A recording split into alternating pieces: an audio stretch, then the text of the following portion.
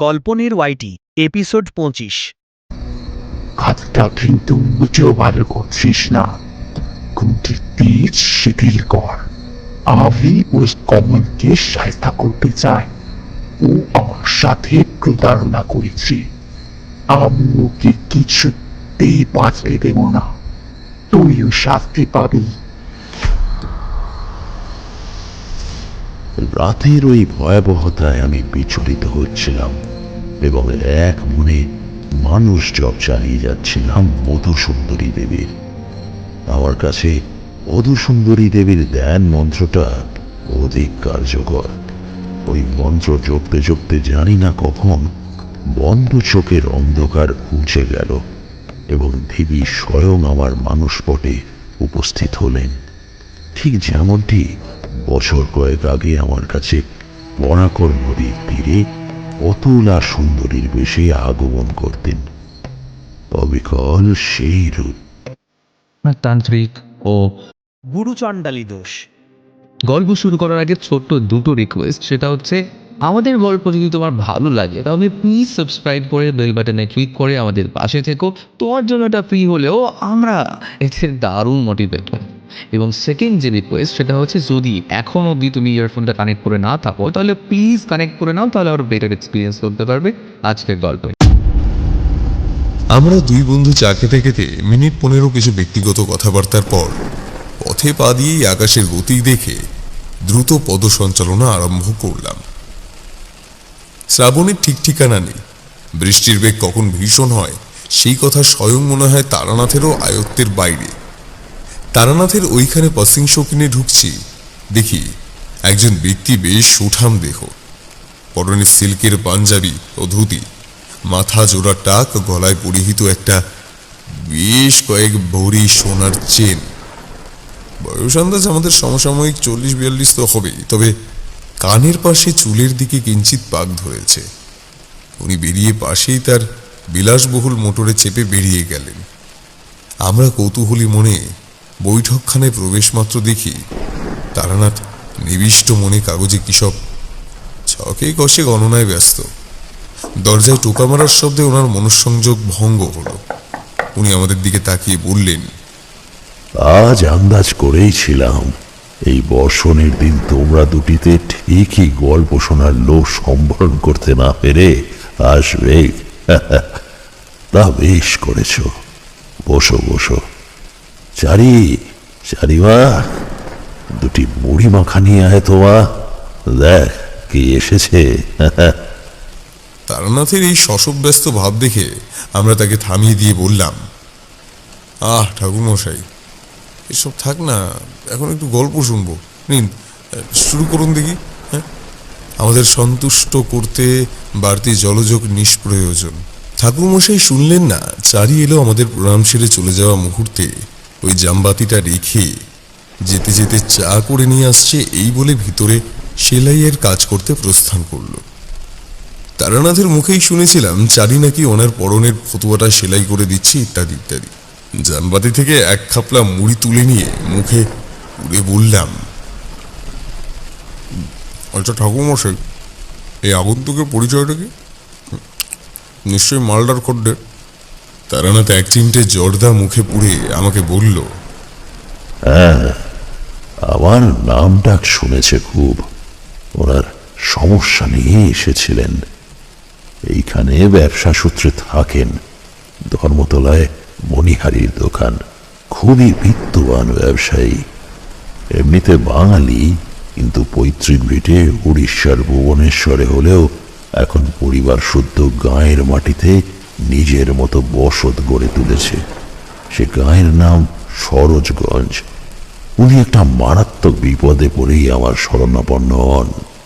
সেটাই আমি তোমাদের বলবো বলে স্থির করেছি। তার আগে আমার পাওনা আমাকে বুঝিয়ে দাও দেখি।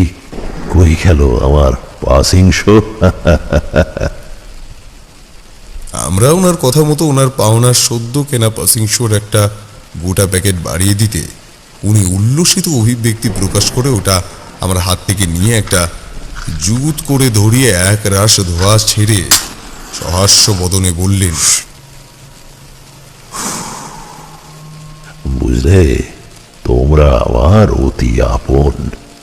আর কয়েকদিন ধরে এক ঘেঁষেই কলকেটা খেয়ে খেয়ে রুচি একদমই চলে গেছে। ওইদিকে তামাকে পরিমাণ বাড়ন্ত, আমার মতো তামাক প্রিয় মানুষের কাছে ওইটার জোগান না থাকলে বেশ বিড়ম্বনায় পড়তে হয়, বুঝলে। তাই তোমাদের কাছে নিজের সংকোচটা চেপে চেয়েই নিলাম। এই দুনিয়ায় গুরু দক্ষিণা বলেও তো কিছু আছে নাকি? উত্তরটা কিশোরী দিল। সে নিপুণভাবে ব্যাপারটা সামলে বলল, এ কথা তো ঠিকই, দুনিয়ায় কিছু না দিলে কিছু পাওয়াও যায় না। আমরা যেমন আপনার কাছে কিছু অলৌকিক গল্পের প্রত্যাশী, তেমনি আপনিও আশা করেন বই কি আমাদের কাছ থেকে কিছু। আর আপনি মুখ ফুটে কিছু না চাইলেও আমাদেরকে কিছু সৌজন্যতা বলে কিছু তো আছে, তাই ওই নিয়ে ভাববেন না।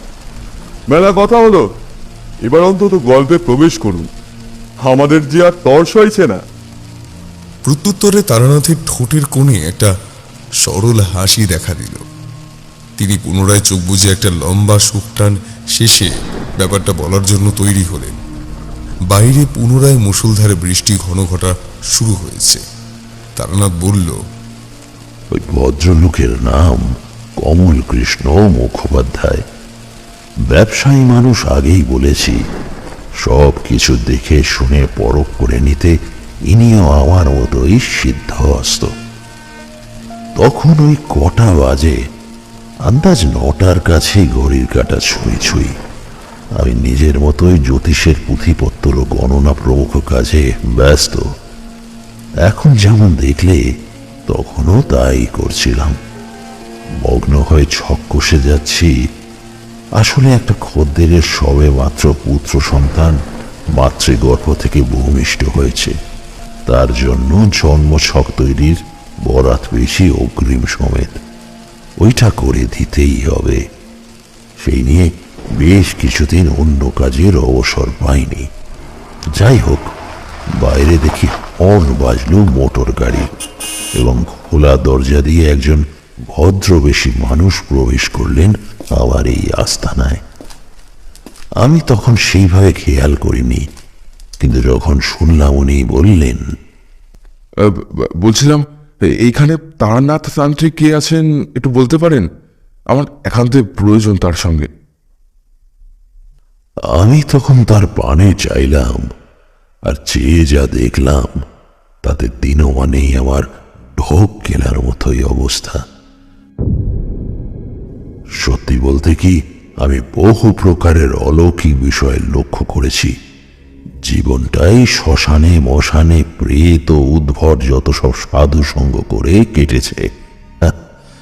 সেই তুলনায় ওনার সঙ্গে এই বিচিত্র দৃশ্য দেখার মধ্যে তেমন ভয়াবহতা না থাকলেও আমার কিন্তু তখন ভয় লাগছিল। কি দেখলাম জানো? এ কথা তোমরা মানতেই চাইবে না। স্পষ্ট দেখলাম একটা অবয়ব, যার দেহবর্ণ ধূসর। একটা স্ত্রী মূর্তি ওই লোকটিকে আলিঙ্গন করে চেপে বসেছে। আমি মনের ভাবটা প্রকাশ করিনি। উনি দাঁড়িয়ে আছেন দেখে আমি ওনাকে নিজের পরিচয় দিয়ে ভিতরে প্রবেশাধিকার দিলাম। উনি অতি ক্লান্তভাবে আমার কাছে এসে বসলেন। তোমরা তো জানোই, আমার এই বৈঠকখানা থেকে শুরু করে সমগ্র বাড়িটাই মৃত্যুঞ্জয় মন্ত্রে অভিষিক্ত। তাছাড়া গৃহদেবতা আছে, আমি তার নিত্য পূজাধি করি। সেই প্রতিষ্ঠিত গৃহদেবতার শক্তির একটা অংশ এই গৃহের পরিমণ্ডলে ব্যাপ্ত। তাই কোনো প্রকার নিম্ন স্তরের জীবের সাধ্য নেই যে আমার উপর অশুভ প্রভাব ফেলে। উনি বসলেন। আমি নিজের কাজ অব্যাহত রেখে বললাম, নিঃসংশয়ে বলুন কি জানতে চান। উনি স্পষ্টই বললেন, যদি কিছু মনে না করেন, আমার নাম ধামার বিপদের ক্ষণিক পূর্বাভাস দিতে পারেন। আসলে দিনকাল যা পড়েছে, এখন চট করে আর কাউকেই বিশ্বাস করে নিতে ইচ্ছা করে না। হয়তো তারানাথ নাম ভাঙিয়ে আপনি আসল মানুষের জায়গায় আধিপত্য বিস্তার করেছেন। কিছুই তো অসম্ভব নয়, বলুন। ধৃষ্টতা মার্জনীয়। আগন্তুকের কথা শুনে আমার বিস্ময়ের অন্ত রইল না। কতই মানুষ আছে এই দুনিয়ায়। মনুষ্য চরিত্র নিরীক্ষণ সকলের কর্ম নয়, কিন্তু আমি সহজেই অনুমান করলাম যে ইনি বহু ঠকবাজের পাল্লায় পড়ে আজ ভুক্তভোগী।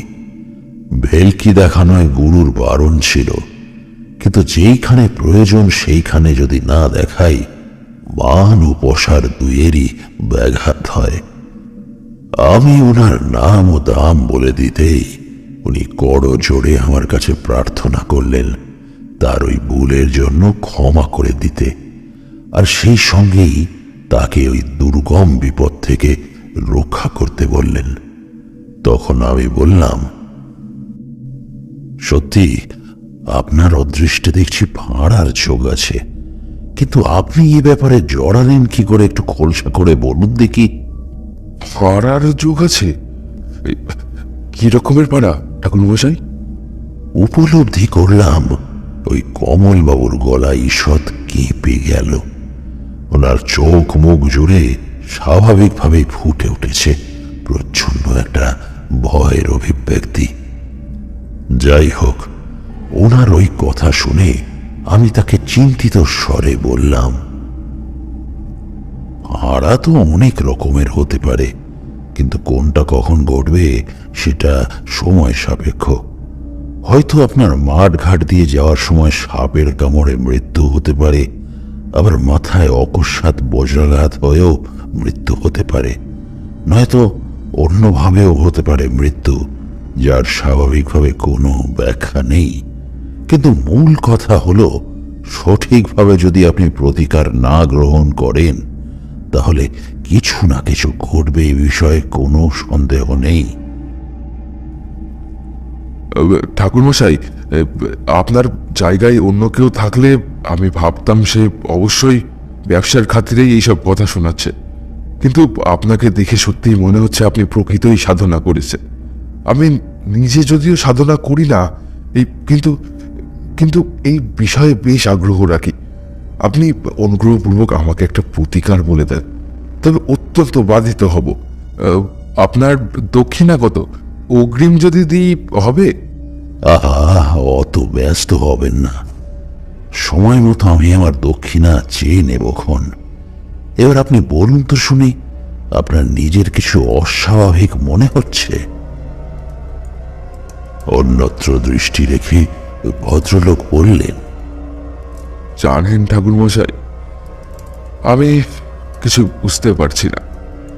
গত কয়েক বছর ধরে একটা অস্বস্তি আমাকে সমূলে গ্রাস করেছে। নির্জনে থাকতে ভয় করে। এটা ছায়ামূর্তি রাতের অন্ধকারে মাঝে মাঝেই দেখি। এই তো সেদিনই নিজের ঘরে শুয়ে আছি, অমনি কিছু একটা দেখতে পেলাম। গায়ের মাটিতে বাড়ি করেছি। বহুদিন ধরেই আমার গ্রামের প্রতি বেশ সম্প্রীতি আছে। পৈতৃক ভিটে বিঘেখানেক জমি জামা সবকিছুই আমার উড়িষ্যার ভুবনেশ্বরে ছিল। আমাদের সংসারে কয়েকজন পোষ্য আছে। আমরা 3 ভাই। বাবা আমাদের সম্পত্তি ভাগ করে দিলেন, আর আমি নিজের অংশ বিক্রিবাট্টা করে এই বাংলায় এসে নিজের জমানো কিছু অর্থ দিয়ে সরোজগঞ্জে বাড়ি তুলেছি। যাই হোক, যেখানে ভিটে তুলেছি সেই জায়গাটায় বেশি লোক বসতি নেই। গায়ের বাড়িগুলো তো জানেনই কেমন ছাড়া ছাড়া। আমাদের মস্ত কুঠা বাড়ি 2 তলা বিশিষ্ট। আমরা উপরের ঘরে শোয়ার ব্যবস্থা করেছি। যেদিনের কথা বলছি, ওই দিন শ্রাবণের বৃষ্টিতে সারা সরোজগঞ্জ থই থই। নিশ্চিদ্র অন্ধকারে প্রায় কিছুই দেখা যায় না। সেগুন কাঠের পালঙ্কে শুয়ে আছি, এমন সময় মুখের উপর শীতল নিঃশ্বাস একটা অনুভব করলাম। উঠে দেখি বাইরের বৃষ্টির সঙ্গে ঝোড়ো এলোমেলো বাতাস বইছে অহরহ, আর দৌড় খোলা। বাতাসের ধাক্কায় পর্দাগুলো ঢেউ খেলিয়ে যাচ্ছে। পাশ ফিরে দেখি আমার স্ত্রী মরার মতো পাড়বালিশ আঁকড়ে পড়ে রয়েছে, তার কোনো হুঁশ নেই। আমি উঠে দরজাটা ভেজাবার তাল করছি, এমন সময় মনে হলো কিসে যেন আমার গেঞ্জিটা চেপে ধরেছে, আর ওই মুহূর্তে বাইরে অকস্মাৎ বিদ্যুৎ গর্জনের শব্দ ও সঙ্গে বৈদ্যুতিক ঝকানিতে সামনের ফাঁকা দেওয়ালে দেখি ঠিক আমার পালঙ্কের সম্মুখে একটা স্ত্রী মূর্তির অবয়ব দাঁড়িয়ে আছে। ওই মূর্তি দেখে তো আমার আত্মারাম খাঁচা ছাড়া হওয়ার জোগান। ওই দিকে আরেকটা দৃশ্য দেখে আমার মাথায় যেন বাজ পড়ল।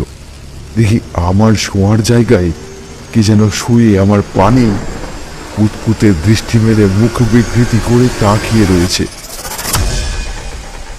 ধবধবে সাদা বিছানায় বেশিরভাগ অংশ রক্তে মিশে যাচ্ছে,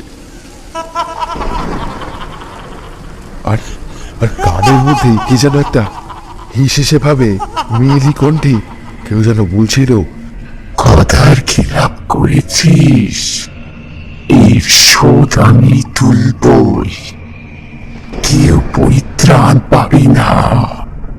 আমি আমি ওই শুনে মুহূর্তে চেঁচিয়ে জ্ঞান হারালাম।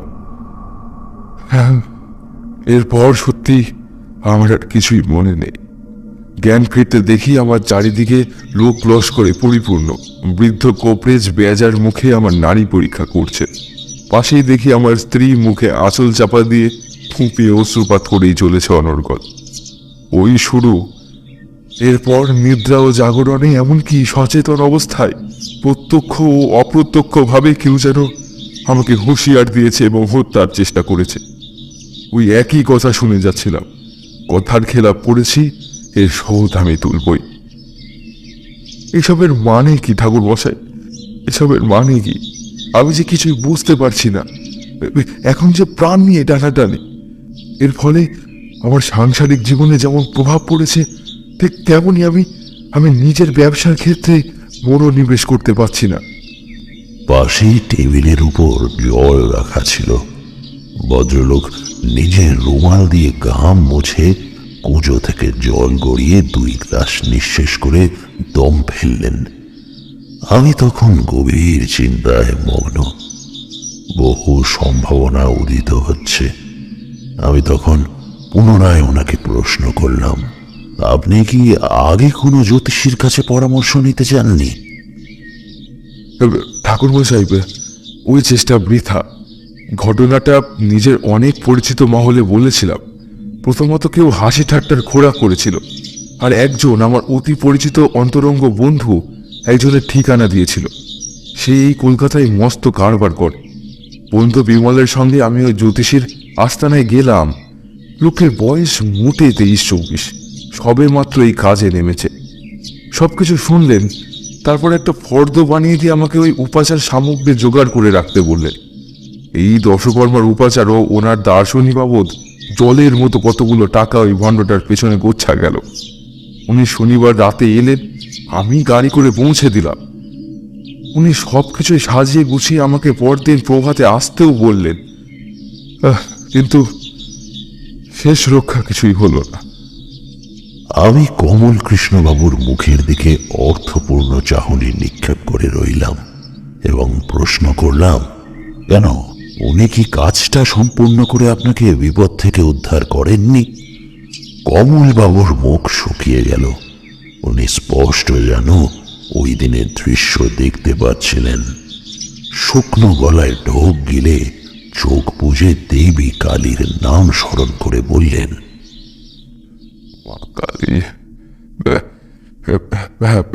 কার্যোদ্ধার দূরেই থাক। আমি ওই দিন নিজের মোটর নিয়ে কলকাতায় চলে এসে বিমলের গৃহেই বাকি রাতটুকু কাটিয়েছিলাম। উৎকণ্ঠায় সারা রাত্রি আমার ঘুম আসেনি। নানাবিধ চিন্তা আমার মাথায় সারাটা রাত ঘুরপাক করেছে।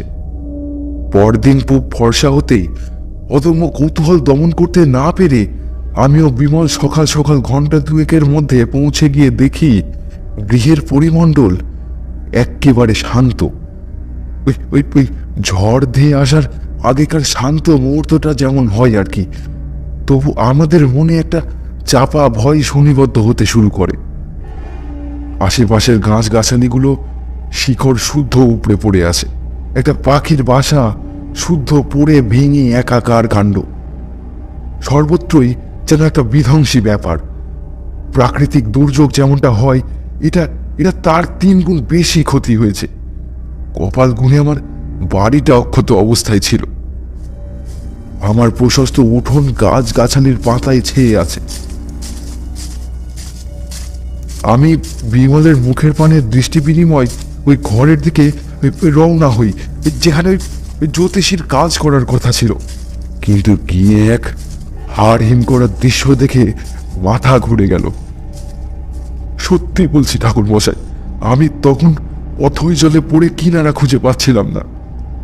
বন্ধ দরজার তলানি থেকেই একটা সরু ধারা রক্ত বাইরে এসে অনেকখানি ভিজিয়ে দিয়েছিল।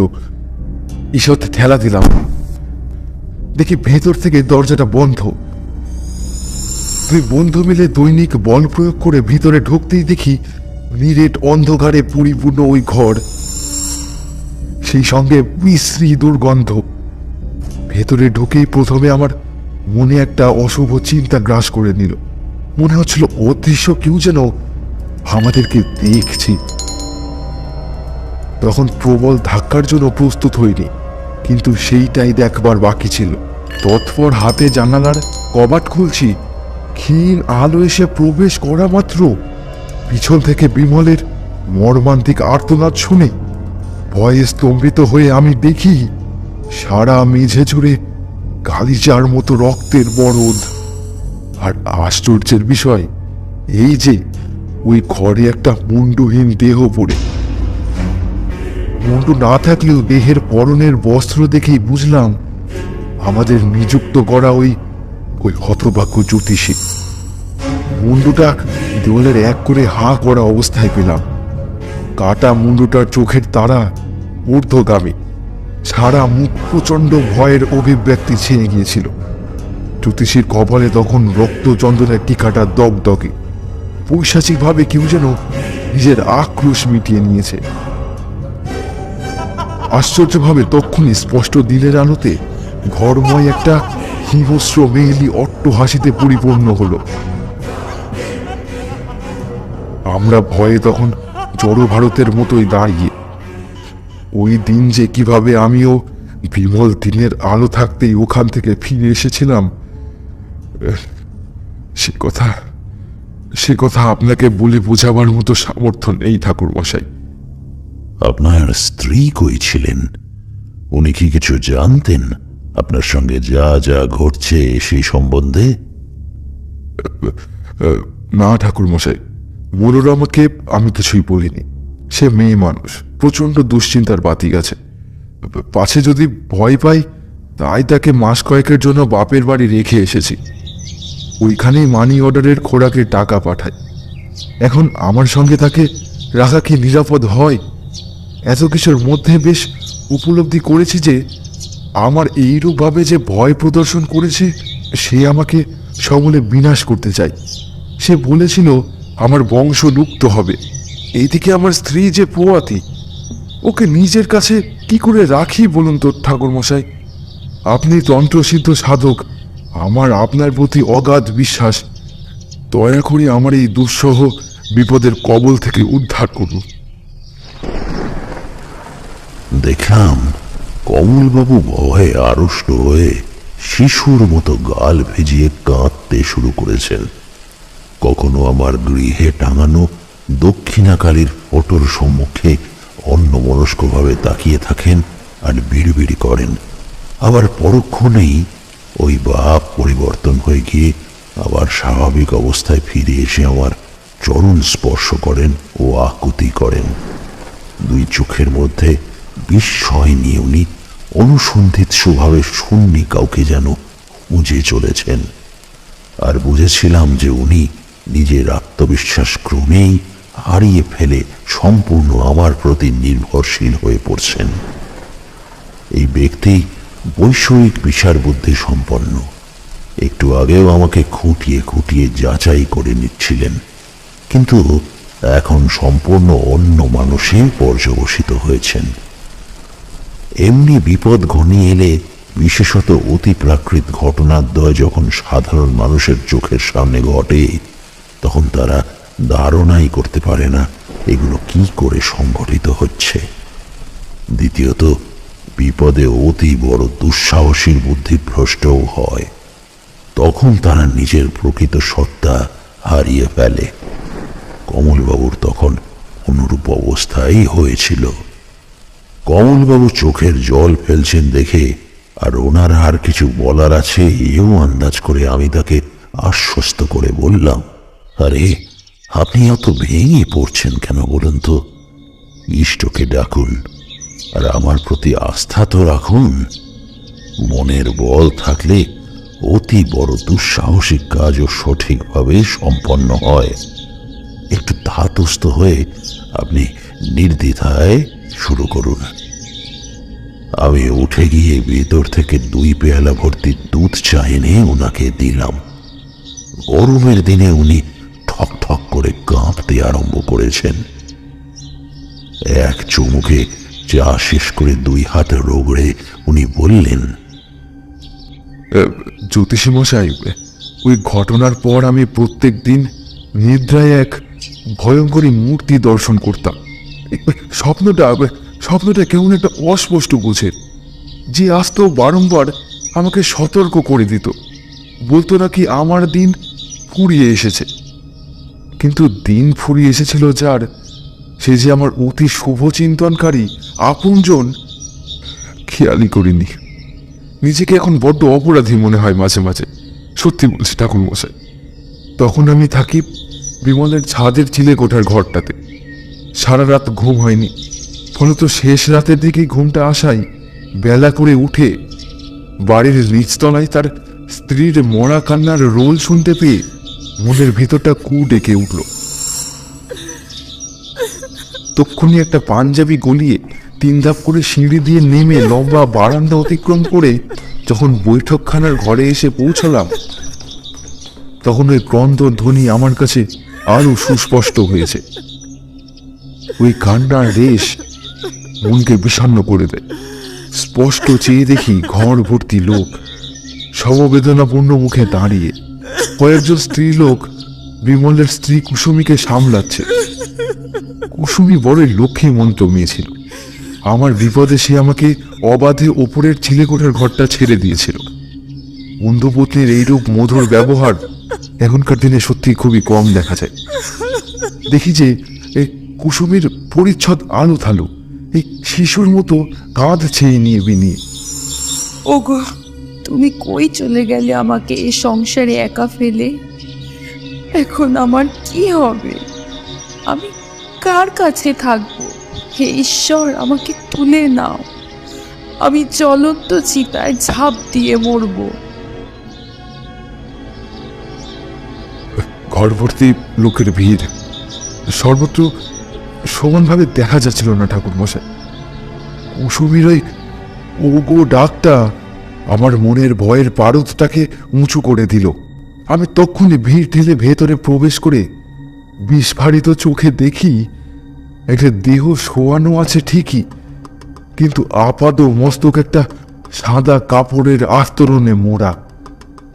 আমি ধীর পায়ে ওই দেহের সামনে এসে বসে পড়লাম হাঁটু গেড়ে, এবং কাঁপা কাঁপা হাতে এক ঝটকা টান মেরে যেই খুলেছি, দেখি একটা আধ পুরা ঝলসে যাওয়া দেহ। তখন পোড়া পোড়া গন্ধটা সমানভাবে বেরোচ্ছে। মুখের এক প্রান্ত বাদ দিয়ে বাকি দেহটাই ঝলসে গিয়েছে। যে অংশটা অক্ষত সেইটা দেখেই চিনলাম সে বিমল ছাড়া আর কেউ নয়। চিন্তা করুন ঠাকুর মশাই, আমার মনের অবস্থাটা একবার চিন্তা করুন। ওই দৃশ্য দেখে তখন আমি হতবাক হয়ে মনে মনে প্রমাদ গুনলাম, আর আর্তনাদ করে বিমল চিৎকার করে মূর্ছিত হয়ে গেলাম। তারপর কি হয়েছিল আমার আর কিছুই মনে নেই। খুব সম্ভবত আমি এইসব আর দেখলে উন্মাদ হয়েই যাব। শুনেছিলাম সকালে নাকি চা করতে গিয়ে গ্যাস জ্বালিয়েছিল, আর ওই ধুতির খুঁটে আগুন ধরে যায়। সেই খেয়াল হয়নি তখন তার। যখন জানতে পারলো সে তার ধুতির খুঁটে আগুন লেগেছে, তখন সব শেষ। তবু সে আহত হয়ে নাকি তার স্ত্রী কুসুমীকে বলেছিল এই আগুনে পুড়ে যখন সে পরিত্রাহী আর্তনাদ করছে তখন পাশ থেকে একটা ভয়ঙ্কর অট্টহাসি শুনতে পাই। আর মৃত্যুর প্রাক মুহূর্তেই বিমল অতি গায়ে ক্লেশে বলেছিল, ওই ওই শয়তানি আমাদের সকলকে একে একে শেষ করবে। কুসুমি, তুমি এই কান হতে পালিয়ে যাও।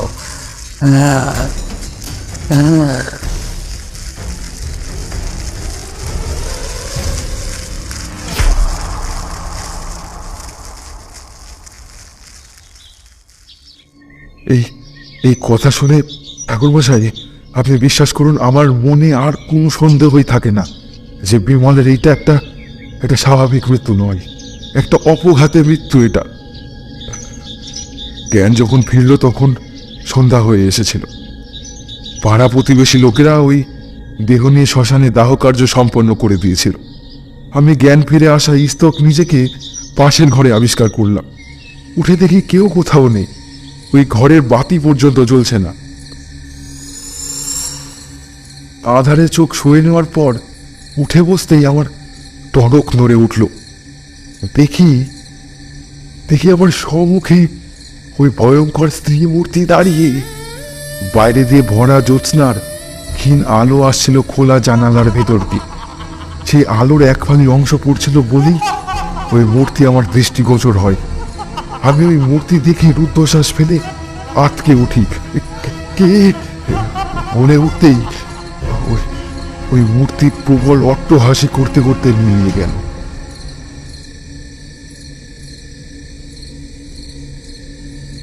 খানিকক্ষণ ধাতস্থ হওয়ার পর আমি পায়ে পায়ে অন্ধকারাচ্ছন্ন বৈঠকখানা দিয়ে বিমলের ঘরের বাইরে দাঁড়াতে শুনলাম ওর স্ত্রীর চাপা কান্নার শব্দ। একটা মোমবাতি জ্বলছে, ওই মোমবাতিটির উল্টো দিকেই প্রকাণ্ড সাইজের একটা ছবি। সেই ছবিখানা যেন আজকে প্রচন্ড জীবিত মনে হচ্ছিল। এখন আমার কি করণীয় বলুন ঠাকুরমশাই?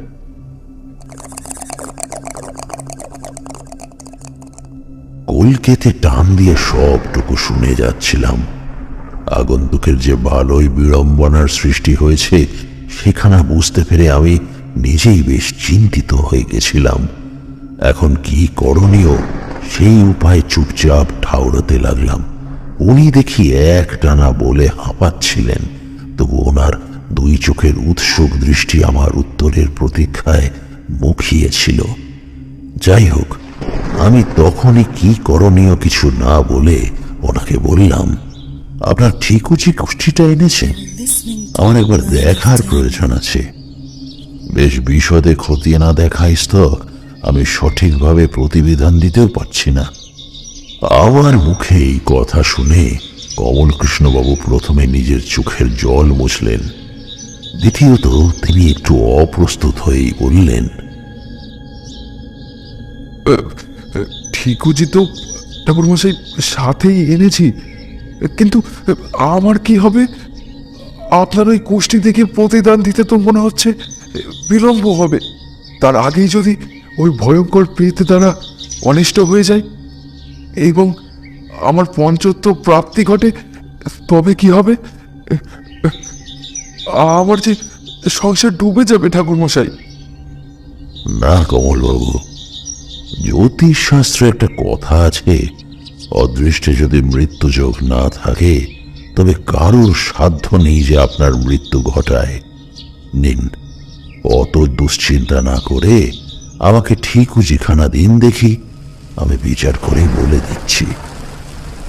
আমার কাছ থেকে এই প্রকার মন্তব্য শুনে উনি আশান্বিত হয়ে আমার হাতে একটা প্লাস্টিকের মধ্যে মুড়ে রাখা একখণ্ড অতি পুরনো হলদেটে কাগজ দিলেন। দেখেই মনে হয় বছর 10 আগে তৈরি। আমি ওইটা খুলে দেখলাম, তারপর নিজের খাতায় ওনার সম্মুখেই ছক কষে হিসাব কিতাব করে যা দেখলাম, সত্যি আমার মাথা ঘুরে গেল। উনি যে ভয়ঙ্কর খারাপ সময়ের মধ্যে দিয়ে যাচ্ছেন, ওই ঠিকুজি দেখে যখন আমার মুখে ভাবান্তর হচ্ছে তখন তিনি উৎসুক মুখে সেই পরিবর্তন দেখছিলেন। অনেকক্ষণ আমি কিছু বললাম না, শুধু হিসাব মিলিয়ে যাচ্ছি, যদি কোনো প্রকার ফাঁক থাকে ওনাকে উদ্ধার করার। জন্মছকের দিকে আমি চেয়ে আছি, এরই মাঝে উনি বললেন, ঠাকুর মশাই, কিছু কি বুঝতে পারছেন? দয়া করে বলুন দেখি, আমার যে আর তর সইছে না। শুনুন, আপনি এ যাবৎ যা বললেন কোনো কিছু গোপন করেননি তো? সব কিছুই বলেছেন তো? উনি বিবর্ণ ও ভয়ার্ত কণ্ঠে বললেন, কেন ঠাকুর মশাই এমন কথা কেন বলছেন? কিছু কি ত্রুটি আছে? মশাই, ত্রুটি তো আপনার জন্মছকেই দেখতে পাচ্ছি। আপনার পুরো জন্মছক পুঙ্খানুপুঙ্খভাবে মিলিয়ে যে দোষ খুঁজে পেলাম তাকে বলে গুরুচণ্ডালী দোষ। এই দোষের কারণেই যে আপনার সঙ্গে এতগুলো খারাপ হচ্ছে।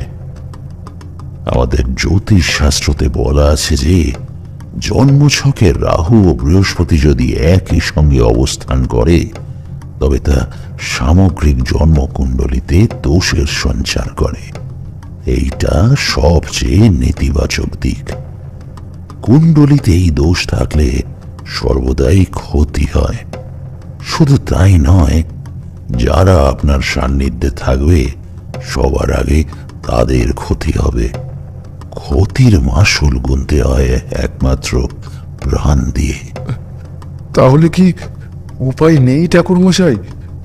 আপনি চলুন না একবার আমার সঙ্গে সরোজগঞ্জে ওই ভিটে পরিদর্শনে, ওখানেই যা করার করব। সত্যি আমিও মনে মনে সেই কথাই ভাবছিলাম যে না গেলেই নয়।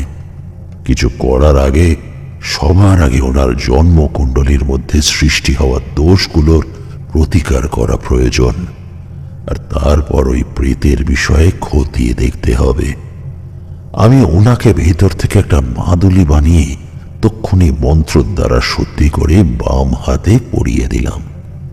এখন এইটা পড়ে থাকলে ওনার সান্নিধ্যে কোনো নিম্ন স্তরের জীবরা আসতে পারবে না। উনি যাওয়ার সময় আমাকে বলে গেলেন, ঠাকুর মশাই, আমি তাহলে পরের সপ্তাহে নিজের ব্যবসার কাজ সামলে এই গায়ের দিকে রওনা দেব। এইখানে গাড়ি নিয়ে আসবো আমি, আপনি প্রস্তুত থাকবেন। ঠাকুর মশাই, অসংখ্য ধন্যবাদ আপনাকে। বলেই কমল কৃষ্ণবাবু বৈঠকখানা ছেড়ে বেরিয়ে যাওয়ার প্রায় সঙ্গে সঙ্গেই তোমাদের আগমন ঘটল।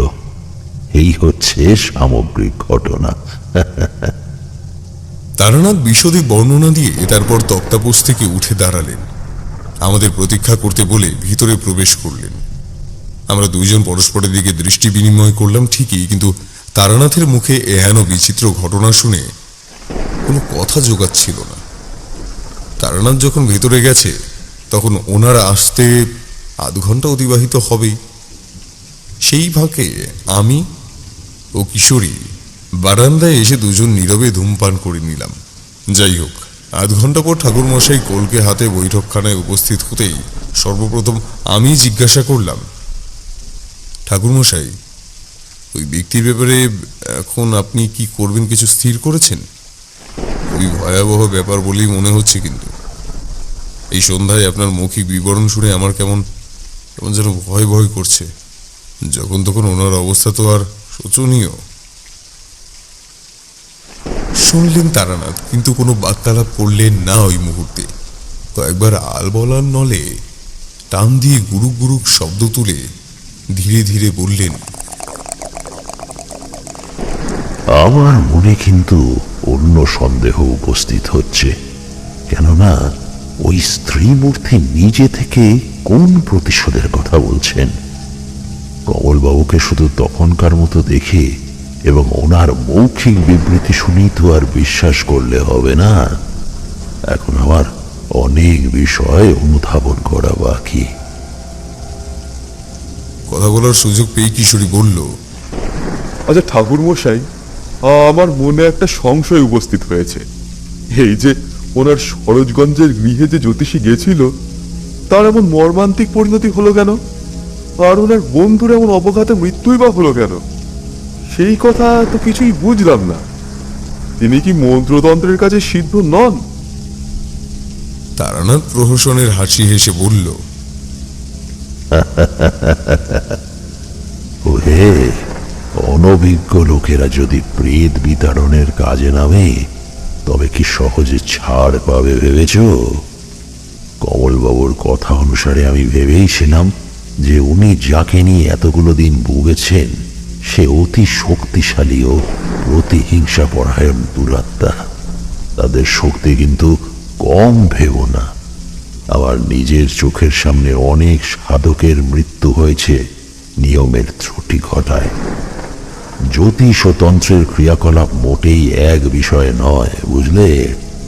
প্রথমত, অনভিজ্ঞ নবীন জ্যোতিষী নিজের থেকেও ক্ষমতাশালী প্রেতকে দমন করতে চেয়েছিল, কিন্তু নিষ্ফল হয়েছে তার চেষ্টা এবং অদৃষ্টে মৃত্যুপ্রাপ্তি হয়েছে।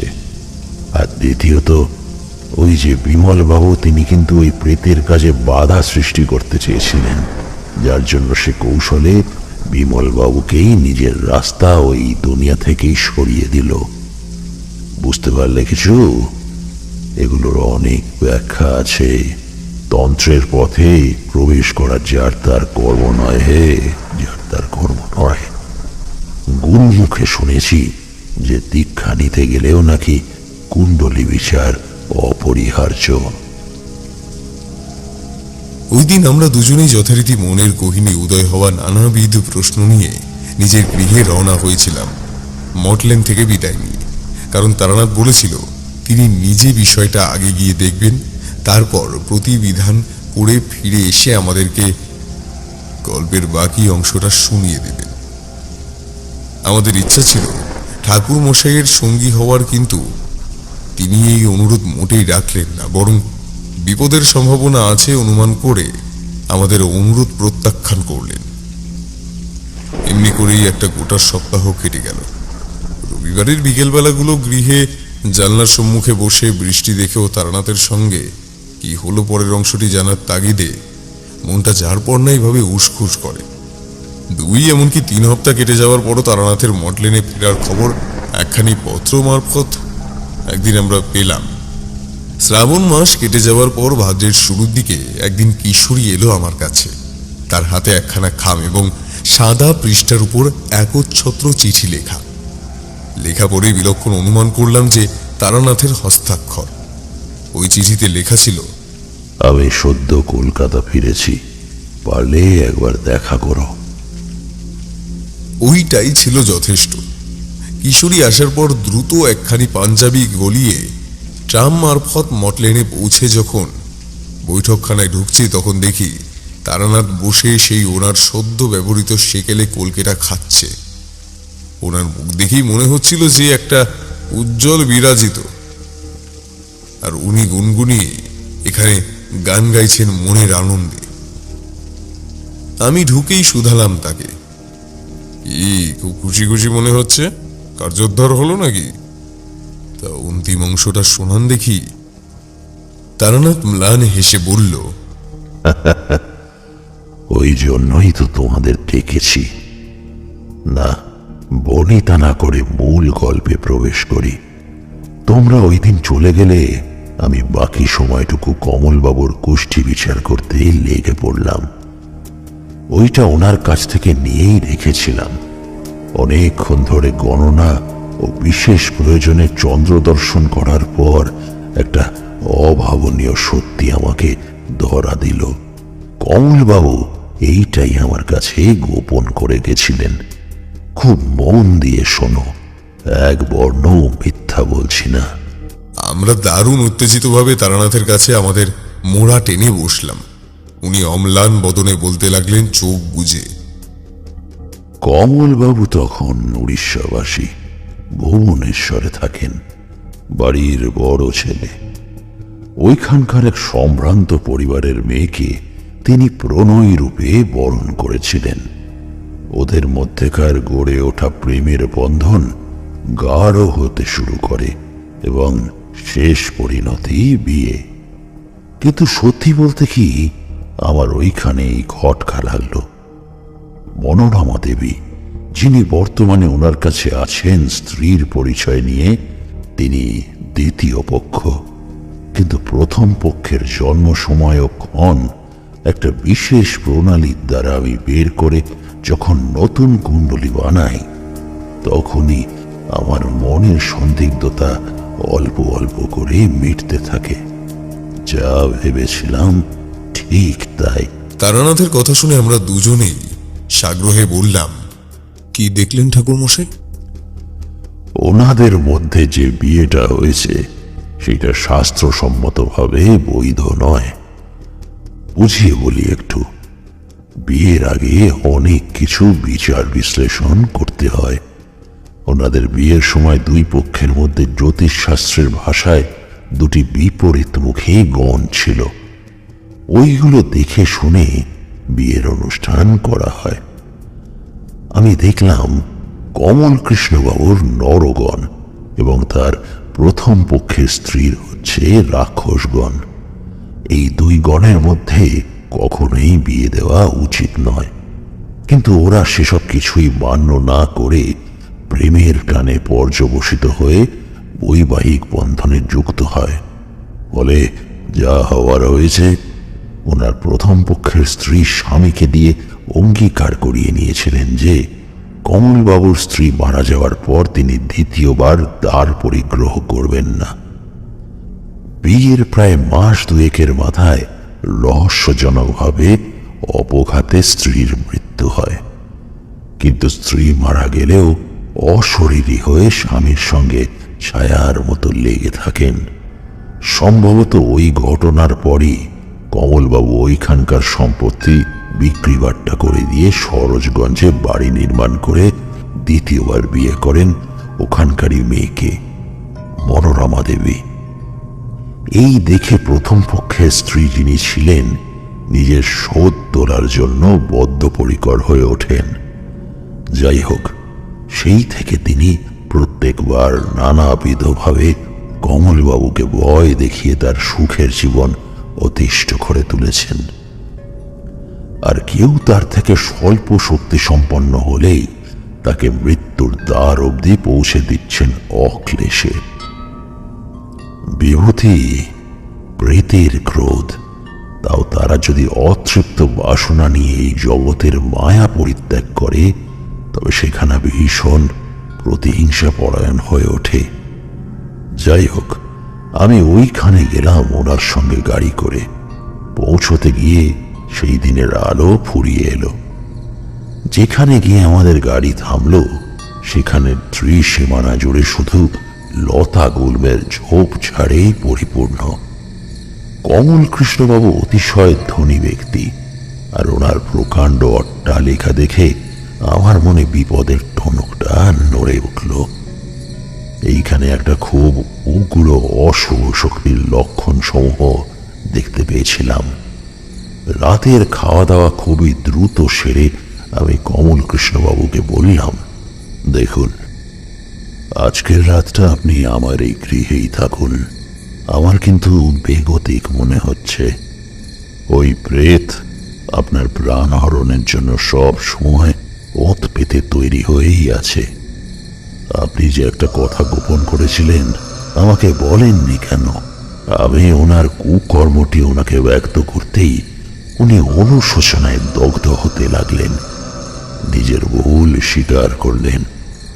যাই হোক, আমি নিজের ঘরের বাইরে একটা ধ্বনি প্রজ্বলিত করে দিয়ে গণ্ডি নির্মাণ করে দিলাম। বাইরে আজকে মেঘলাজনিত কারণে ঘোর অন্ধকার নেমেছে। শুনশান নিরালা প্রকৃতি। একটা তক্ষক ডেকে উঠল। সেই সময় কোথাও বাতাস নেই। খোলা দরজাটার পর্দা নড়ে উঠল, আর শুনতে পেলাম সেই রক্ত জল করা বেলি অট্টহাসি। দেখি পর্দার বাইরে একজন আলো থালু বেশে দাঁড়িয়ে আমার পানে নির্নিমেষ চোখে তাকিয়ে আছে। অন্যদিকে কমল কৃষ্ণবাবু আমার সান্নিধ্য পেয়ে নিশ্চিন্তভাবেই নিদ্রা দিচ্ছেন। শুনলাম একটা হিসে কণ্ঠস্বর, সে বলছিল, কাজটা কিন্তু মোটেও ভালো করছিস না। কুন্তির তেজ শিথিল কর। আমি ওই কমলকে সাহায্য করতে চাই। ও আমার সাথে প্রতারণা করেছে। আমি ওকে কিছুতেই বাঁচতে দেব না। তুইও শাস্তি পাবি। রাতের ওই ভয়াবহতায় আমি বিচলিত হচ্ছিলাম এবং এক মনে মানুষ জপ চালিয়ে যাচ্ছিলাম মধুসুন্দরী দেবীর। আমার কাছে মধুসুন্দরী দেবীর ধ্যান মন্ত্রটা অধিক কার্যকর। ওই মন্ত্র জপতে জপতে জানি না কখন বন্ধ চোখের অন্ধকার ঘুচে গেল এবং দেবী স্বয়ং আমার মানসপটে উপস্থিত হলেন, ঠিক যেমনটি বছর কয়েক আগে আমার কাছে বরাকর নদীর তীরে অতুলা সুন্দরীর বেশে আগমন করতেন। অবিকল সেই রূপ। ঠাকুরমশাই, দেবীর ধ্যান মন্ত্রেই তো ওনার রূপের বর্ণনা দেওয়া আছে না? ঠাকুরমশাই মাথা নেড়ে স্বপ্নীল ভাষা ভাষা অশ্রুবিন্দুপূর্ণ উজ্জ্বল চোখে অন্য মনস্কভাবে ওই ধ্যান মন্ত্রটা ক্ষণিক আউড়ে গিয়ে উপমাস্বরূপ অনেকক্ষণ দেবীর বর্ণনা দিলেন। তারপর বললেন, দেবী এলেন নীলাম্বর বস্ত্র পরিধান করে। আমার ভক্তিতে হৃদয় পূর্ণ হয়ে গেল। ধ্যানমগ্ন অবস্থায় তিনি আমাকে করণীয় সম্পর্কে বলে দিলেন ওই প্রেতকে বিতাড়নের পন্থা।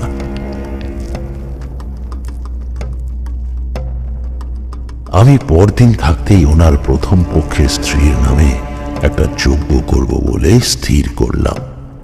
প্রথম পক্ষের স্ত্রীর বর্ণনা অনুযায়ী একটা খড়ের মাটির পুতুল নির্মাণ করে রাত্রেই ওইটায় মন্ত্রশক্তির দ্বারা যখন যজ্ঞকুণ্ডে আগুন ধরিয়ে ওই বিদেহীকে আকর্ষণ করার চেষ্টা করছি, তখনই একটা বিরাট হুঙ্কার ধেয়ে এলো প্রকাণ্ড উঠোনের উত্তর প্রান্ত থেকে।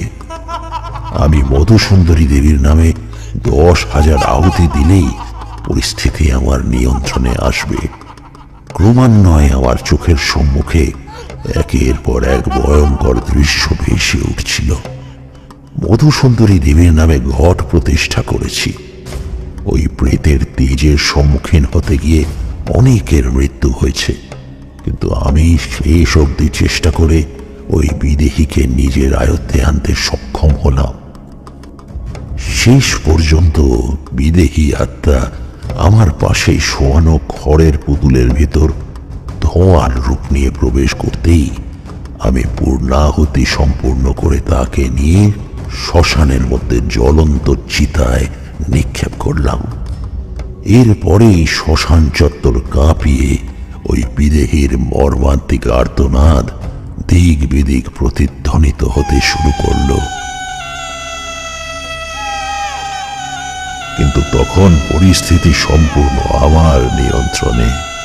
শ্মশানের পাশেই একটা উত্তরবাহী নদী বয়ে গেছে। ওইখান থেকে কাঁসার ঘটিতে জল ভরে এনে সেইটা কমলবাবুর হাতে দিয়ে বললাম, বিপদ এখন সম্পূর্ণ কেটে গেছে। গঙ্গা স্নান করে নিজের প্রায়শ্চিত্ত করে নেবেন। আর হ্যাঁ, একটা মন্ত্র দেব, ওইটা মাস 6 বিশেষভাবে জপ করবেন রুদ্রাক্ষের মালায়। কুণ্ডলিনীর দোষ কেটে যাবে। এই জল প্রথম পক্ষে স্ত্রীর কাছে ক্ষমা চেয়ে পবিত্র জলাশয়ে অর্পণ করবেন, তাহলেই আপনি দায় মুক্ত। কমলবাবু চুপচাপ ফ্যাকাশে মুখে চেয়ে রইলেন। তারপর নিজেকে আর সামলাতে না পেরে মনের দুঃখে বুক ভাঙা আর্তনাদ করে হাঁটু গেড়ে বসে ঊর্ধ্বপানে দৃষ্টিপাত করে প্রথমা স্ত্রীর নাম উচ্চারণ করে হাউ হাউ করে অনুশোচনায় কেঁদে উঠলেন। আমি ওনাকে বাধা দিলাম না, বরং কেঁদে তিনি কিছুটা হালকা অনুভব করবেন এই ভেবে।